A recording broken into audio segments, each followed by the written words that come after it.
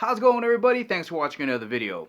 So tonight I want to talk about a serious problem that affects gun owners of all ages and experiences. I'm talking about saggy belt syndrome. And fortunately, you don't need a pill, but you do need a good gun belt.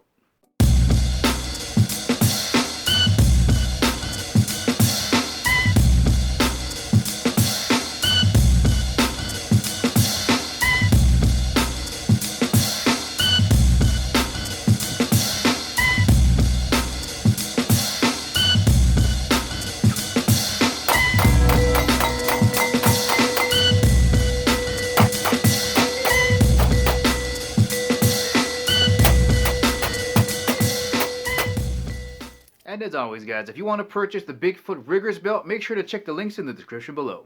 Alright, to start off with, I know there's tons of people out there that are going to be like, you just need to get yourself a good strong leather belt. And I agree, okay, if the belt is thick enough, it's going to be able to withstand it creasing this way and bending out that way. If the pistol you're carrying isn't that large, or if you're not going out there and training, it might last you for a little while. The problem with this is over time, it stretches, it gets weaker, and it bends.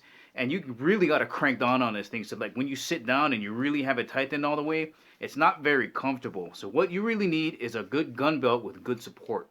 Now, as I started to get more serious about CCW and carrying more often, I knew I was going to need a belt with more support. So I got one of these guys. This is 1.5 inches.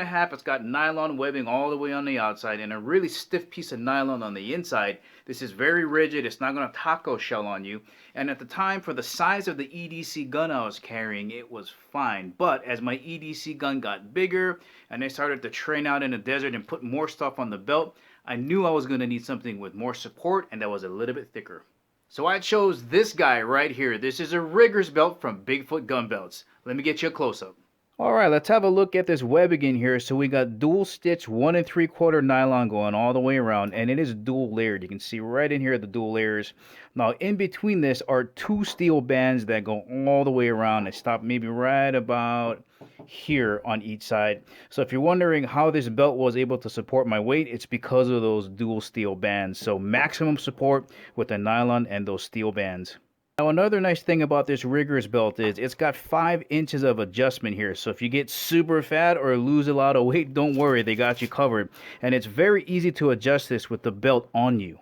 Alright, I'm going to swing you around to this side and show you where traditionally this would be a D ring as a delta, but this is a V ring. Now this is what makes this a Riggers belt. A lot of times what guys will do is to put a carabiner around here and hang off the side of something, or they'll use it to make themselves secure, like if they're hanging off like a helicopter or something like that. Now I didn't see anything on the website about this being rated to hang yourself off something, but what most people will do is undo this and maybe put a carabiner around here to hang accessories.